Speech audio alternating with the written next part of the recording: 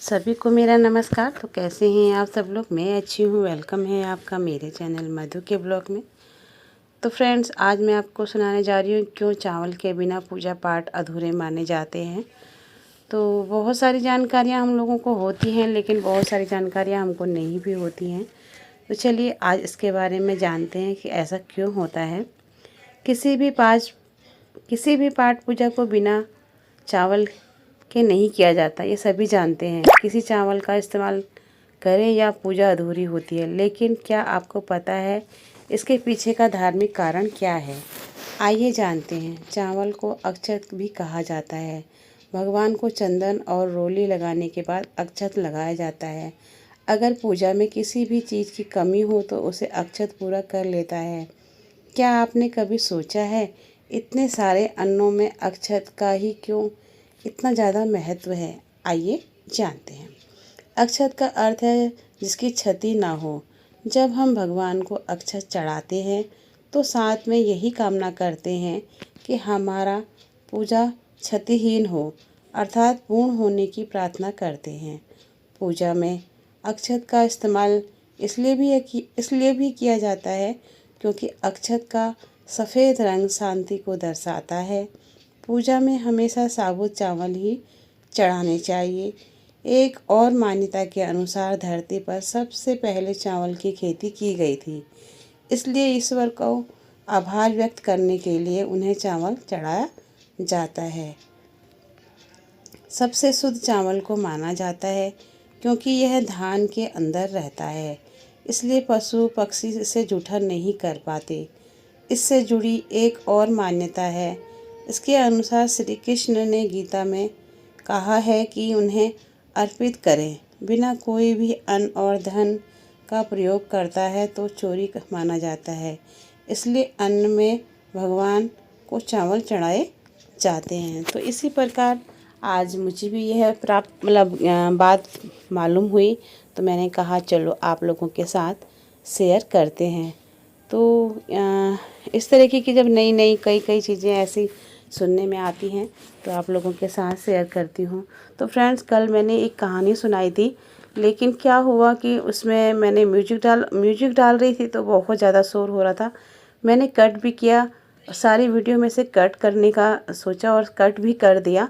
लेकिन जब अपलोड हुआ और जब मेरी एक फ्रेंड्स ने मुझे बताया कि कहानी बहुत अच्छी थी, लेकिन बीच बीच में म्यूजिक तेज़ी से आ गया, इसलिए कहानी का पता नहीं चला। तो आज मैं आपको ये कहानी शॉर्ट में एक बार फिर से सुनाती हूँ। तो सुनिएगा, बताइएगा आपको कैसी लगी, क्योंकि मुझे तो ये बहुत ही अच्छी लगी थी। तो इसी वजह से मैंने आपके साथ इसको शेयर किया था। तो सुनिएगा एक बार। प्रभु श्री राम जब भैया लक्ष्मण जी के साथ जगत जननी माता सीता की खोज कर रहे थे तो पैदल चलते चलते थकान और प्यास से व्याकुल हो गए।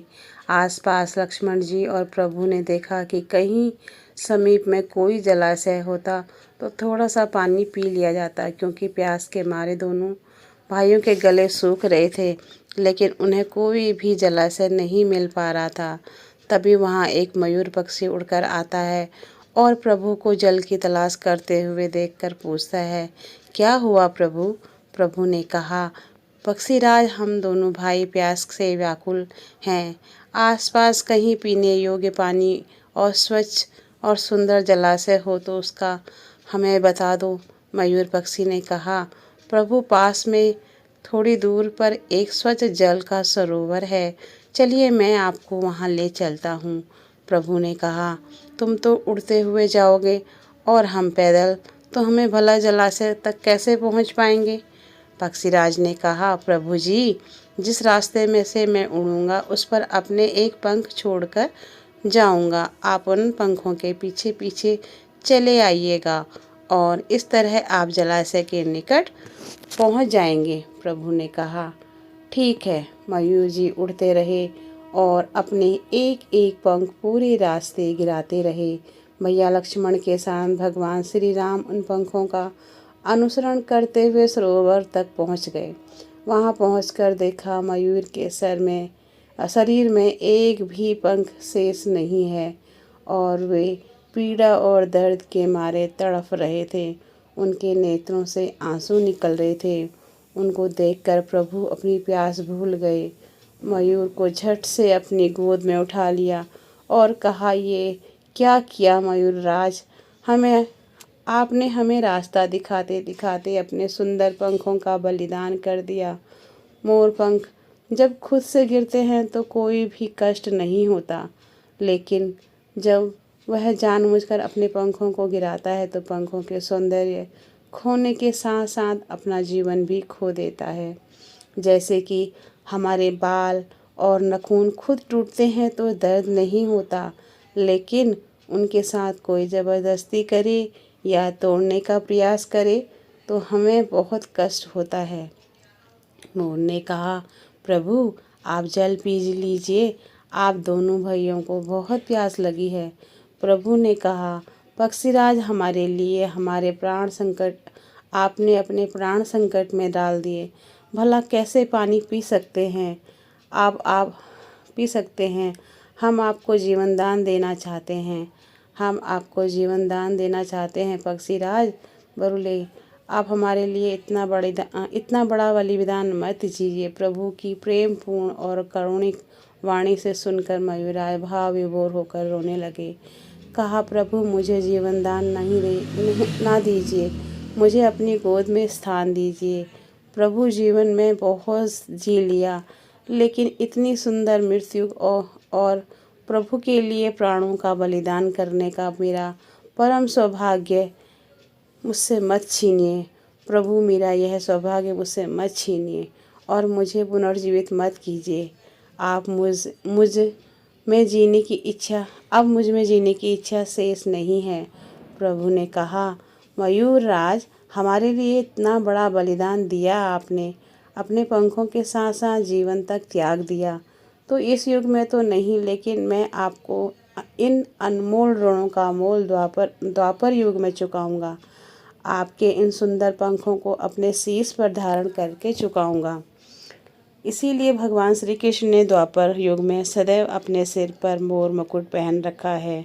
उन्होंने मयूर राज के प्रेम और बलिदान का ऐसा मोल दिया कि कोई दूसरा क्या देगा। इस तरह से ऐसे मोल को तो केवल प्रभु ही दे सकते हैं। प्रभु आपने अपने भक्तों को अनमोल बना दिया। उनकी किसी से क्या तुलना हो, तो करुणा सिंधु हैं। आज हम हमारे उन्हीं श्री माधव महाप्रभु जी के लिए क्या कर सकते हैं। सिर्फ उनका नाम लेने के सिवा क्या कर सकते हैं। शायद कुछ नहीं, हम कुछ नहीं कर सकते, लेकिन बदले में हमारे प्रभु हमारे लिए कितना कुछ करते हैं, कितना कुछ किया है और आगे भी कितना कुछ करेंगे, जिसका स्वयं कोई मूल नहीं। प्रभु उसको भी मान देकर बहुमूल्य बना देते हैं। प्रभु की भक्ति ही हमारा परम धर्म और परम धन है। इनकी निश्चल भक्ति ही हमारे जीवन को प्रभु ने जो दिया है सबसे बड़ा और अनमोल उपहार है, और भक्तों का प्रभु के प्रति अनन्य प्रेम और समर्पण ही है प्रभु को पाने का सुगम मार्ग है। तो बोलो जय श्री राम। तो कैसी लगी आपको ये कथा बताइएगा ज़रूर, क्योंकि हमें जो भी अच्छा लगता है हम आप लोगों के साथ उसको शेयर करने का प्रयास करते हैं। कल भी बहुत सारे लोगों का मेरे पास मैसेज आया कि दीदी कहानी बहुत अच्छी थी, कथा बहुत अच्छी थी, लेकिन बीच में तेज़ म्यूजिक के कारण हम लोगों को कुछ समझ में नहीं आया। तो अब फिर से मैं क्या करती समझ में नहीं आया, क्योंकि मुझे वो सब सही करना भी नहीं आता था। तो मैंने कहा चलो आप लोगों के साथ इसको फिर शेयर करती हूँ, क्योंकि कथा वाकई में बहुत ही सुंदर है। मुझे कहने में भी कोई प्रॉब्लम नहीं है और मुझे खुद भी बहुत आनंद आया, दोबारा से इसको सुना के बहुत ही अच्छा लगा। तो आप लोगों को कैसा लगा बताइएगा ज़रूर। जो भी मेरे चैनल पर न्यू हैं तो प्लीज़ चैनल को सब्सक्राइब कीजिएगा, सपोर्ट कीजिएगा। आप लोगों के सपोर्ट की हमें बहुत बहुत बहुत ज़रूरत होती है, क्योंकि बिना आपके सपोर्ट के हम आगे नहीं बढ़ सकते। इसीलिए बार बार आपसे रिक्वेस्ट की जाती है कि आप सब लोग सपोर्ट कीजिएगा। तो फिर मिलते हैं कल एक अच्छी सी कहानी, कथा, स्टोरी या फिर एक ब्लॉग के साथ में, क्योंकि बस ऐसा ही रहता है। जब तक तबीयत ठीक नहीं है तक मैं आपको किसी तरीके से सुंदर सुंदर कहानियाँ, बहुत सुंदर सुंदर कथाएं सुनाती रहूँगी। तो फिर मिलते हैं कल एक अच्छे से नए ब्लॉग या कहानी के साथ में। इसी के साथ बाय बाय, टेक केयर। जय जय श्री राम, जय श्री राधे कृष्णा, जय श्री राम।